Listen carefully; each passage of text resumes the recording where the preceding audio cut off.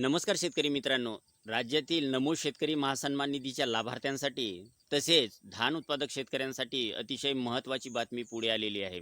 राज्यामध्ये अर्थसंकल्पीय अधिवेशन चाललेला होता. हा अधिवेशन 25 मार्च रोजी संपलेला आहे आणि याच 25 मार्च रोजी राज्यातील शेतकऱ्यांसाठी आनंदाची बातमी पुढे आलेली आहे. नमो शेतकरी महासन्मान निधीचा राहिलेला जो काही 8वा हप्ता होता, हा 8वा हप्ता ऑगस्ट 2025 ते नोव्हेंबर 2025 या कालावधीसाठी होता. यासाठी नमो शेतकरीच्या लाभार्थ्यांना मोठी प्रतीक्षा करावी लागली आणि हाच हप्ता 25 मार्च रोजी शेतकऱ्यांच्या बँक खात्यामध्ये जमा करण्यात आला. तर शेतकरी मित्रांनो, नमो शेतकरी महासन्मान निधीचा 8वा हप्ता शेतकऱ्यांच्या बँक खात्यामध्ये जमा झालेला आहे. राहिलेला 9वा हप्ता म्हणजेच डिसेंबर 2025 ते मार्च 2025 या कालावधीसाठीचा आहे. आता मार्च संपल्यागत आहे, म्हणजेच 9वा हप्ता मिळेल की काय याचे सुद्धा आपल्याला याच अधिवेशनामधून उत्तर मिळणार आहे.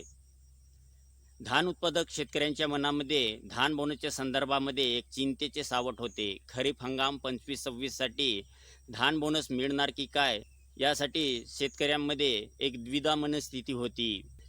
सुधीरजी मुनगंटीवार तसेच विजयजी वडेट्टीवार यांनी धान बोनसच्या संदर्भामध्ये सभागृहामध्ये आवाज उठवला होता. यावर राज्यमंत्री योगेशजी कदम यांनी उत्तर देताना मुख्यमंत्र्यांकडून एका कॅबिनेट बैठकीचे आयोजन केले जाईल आणि त्यामध्येच धान बोनसच्या संदर्भात निर्णय घेतला जाईल असे सांगितले होते. तर या संदर्भात मुख्यमंत्री देवेंद्र फडणवीस यांनी 25 मार्च रोजी अधिवेशनाच्या शेवटच्या दिवशी शेतकऱ्यांच्या प्रश्नावर उत्तर दिलेलं आहे.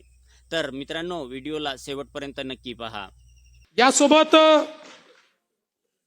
आमचे आज मला या ठिकाणी सांगितलं पाहिजे की आपण जो शेतकऱ्यांना नमो शेतकरी महासन्मान योजना आपण सुरू केली, केंद्र सरकारचे 6,000 आणि त्यासोबत राज्य सरकारचे 6,000, आज त्याचा आपण हप्ता हा शेतकऱ्यांच्या खात्यामध्ये जमा केलेला आहे. आजच दुपारी माननीय उपमुख्यमंत्री शिंदेसाहेब, माननीय उपमुख्यमंत्री सुनेत्राताई, कृषी मंत्री, कृषी राज्यमंत्री यांच्या उपस्थितीमध्ये 90 लाख शेतकऱ्यांच्या खात्यामध्ये त्या ठिकाणी 1800 कोटी रुपये हे आपण जमा केलेले आहेत. आणि आता मला सांगितलं पाहिजे की केंद्र सरकार आणि राज्य सरकार मिळून आतापर्यंत शेतकऱ्यांच्या खात्यामध्ये जी काही केंद्र सरकारची योजना आणि आपली नमो महासन्मान योजना आहे, या दोन योजनेच्या अंतर्गत शेतकऱ्यांच्या खात्यामध्ये 90 लाख शेतकऱ्यांच्या खात्यामध्ये 54,000 कोटी रुपये आपण जमा केलेले आहेत. आमचे माननीय सुधीर भाऊ हे सातत्याने धानाच्या बोनसच्या संदर्भात त्या ठिकाणी आग्रही आहेत.